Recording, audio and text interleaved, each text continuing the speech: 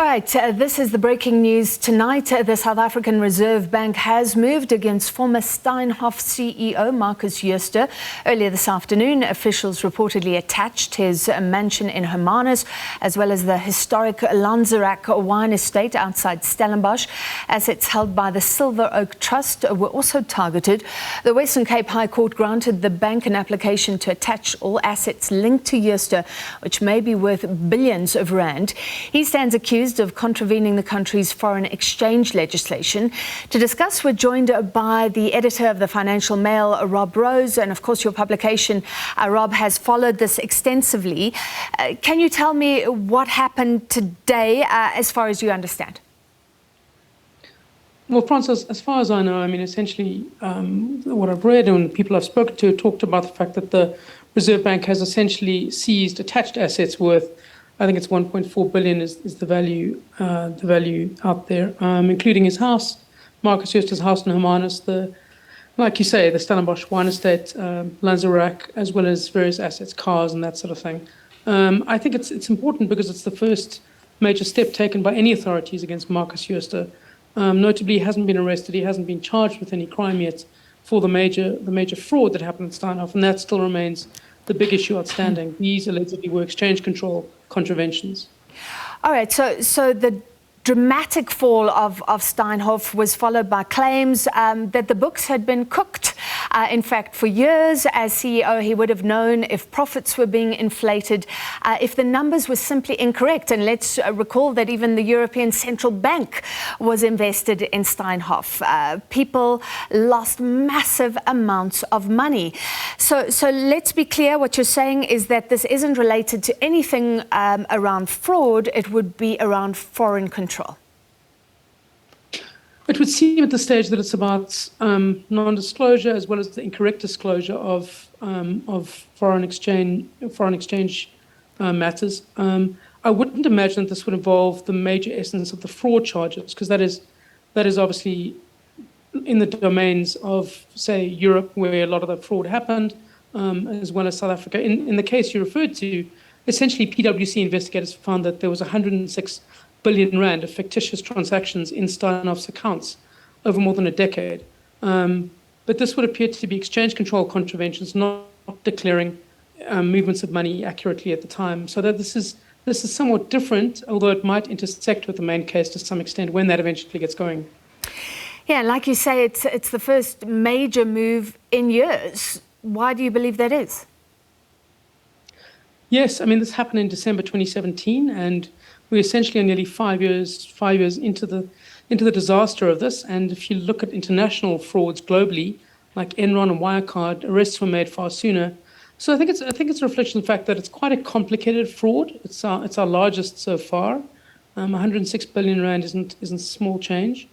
So it is quite complicated, and our authorities have always been a little bamboozled by large corporate crimes. And I think that they wanted to get this one right, but I do believe that they will act. You'd expect it to have been the NPA, for example, who would have acted sooner, or the Hawks, rather than the SARB, but it's still pleasing to see some action in this case. Yeah. We've got the court document in front of us, and if you look at it, Markus Jooste and his wife are mentioned as respondents, and then 3 people who are the trustees, so one of them definitely Markus Jooste's son, of the Silveroak Trust. Do you know much about that family trust? Just that it contains certain family assets, and it's often used, a lot of influential businessmen use family trusts to locate assets for various reasons, including tax. Certainly even the house, for example, in Hermanus where he lives, that has now been attached, was contained in a company called, IRF 2825 Hermanus. Or there's certainly all these corporate structures designed to insulate properties and various assets from actions like these and against claims from potential creditors or companies who are seeking to get retribution in this case. Steinhoff, for example, itself has sued Markus Jooste for 870 million rand. So I can imagine there are a lot of corporate entities and trusts that will have to be penetrated to get through that. And lawmakers have been looking for ways to ensure that trusts cannot be used to hide assets, as it were, or protect them in the manner you're talking about. So what this says is that the first, second and third respondents, those would be the trustees, are interdicted from disposing or removing any of the assets. They also have to give a register of assets and basically say what has been going on within this trust for years. Has there been, Rob, a concern for years that Markus Jooste could take the money that he made as head of Steinhoff, and remember, he was a big shareholder as well. I can't recall when he sold shares along the way, but he would have made money. Would there have been a concern that he would be removing money, putting it into places where it is hidden, or taking it offshore?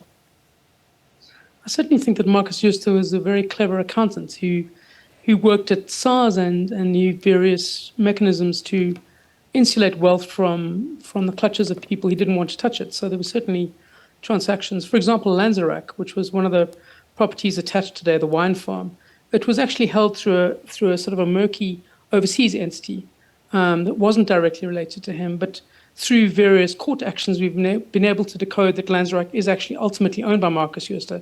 This is what Steinhoff claimed in court documents, but that's never been admitted by him necessarily. It's been through a long, circuitous process of trying to find out the beneficial owners that you eventually do establish this. So it takes quite a long process to find these assets, and in this case, the SARB certainly has gone straight for Lanzerac. Obviously, deciding that it's going to penetrate this corporate veil and do exactly that, even though Markus Jooste did try and hide it for quite a long time.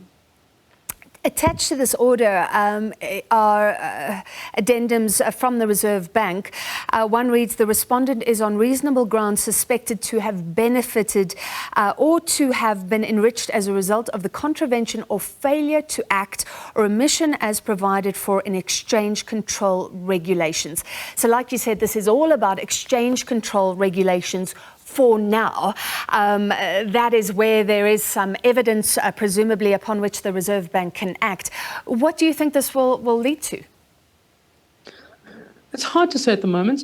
I mean, certainly the big issue with Steinhoff isn't necessarily exchange control violations. It's this massive 106 billion rand fraud that essentially inflated the share price and led to pension funds losing a lot of money. So that's the big issue that lies at the heart of it.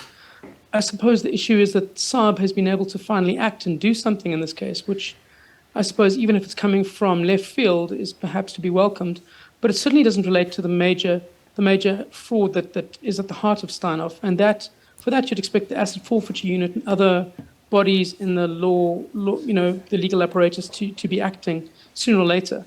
But I suppose, in a sense, it's a good thing that these assets are now, it's not possible to sell them or dispose of them at this particular moment. So I suppose from whence this action comes, it's probably a good thing.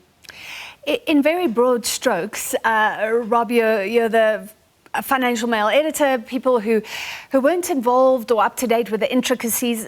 What happened? What are the claims about what led to this dramatic fall of Steinhoff? And what has Markus Jooste been involved in, if anything, since? He apparently went underground in all respects. Yeah, I mean, in 2017, December 2017, he resigned with immediate effect. And the company said there'd been accounting irregularities they found. They then hired PwC, a team of more than 100 investigators, to look into this. And they found all kinds of shenanigans and transactions that were dubious. The sort of thing that happens in accounting jargon is that you have overseas entities that are essentially hiding losses or doing deals that aren't really at arm's length. And essentially you find a way to pad profits. I mean, that's how frauds happen, is you find a way to make things look better than they are. And pretend the profits are better than they are, so that people buy more shares and the value of the shares go up. And the investigators looked at this and said, this actually isn't so. These transactions didn't take place, and essentially these profits aren't real. There were other parts to the story, which is that, for example, Markus Jooste was accused by the regulators of insider trading, of tipping off his friends to sell their shares early, which in itself would be another contravention. So there are various elements to what actually supposedly happened here. After that, after December 2017, he essentially has been, according to those who've seen him and spoken to him, living in Hermanus, living in Stellenbosch, and essentially not being that fearful, apparently, of legal action. And I suppose for the last 5 years, nobody has come and said to him, you are on terms to account for this. He got called to Parliament in 2018 and provided a version, but hasn't actually been asked to account by the Hawks or the police since then. All right, thank you for that. The editor of Financial Mail, Rob Rose, and we'll follow the efforts of the Reserve Bank to attach all these assets and anything that follows from here as well.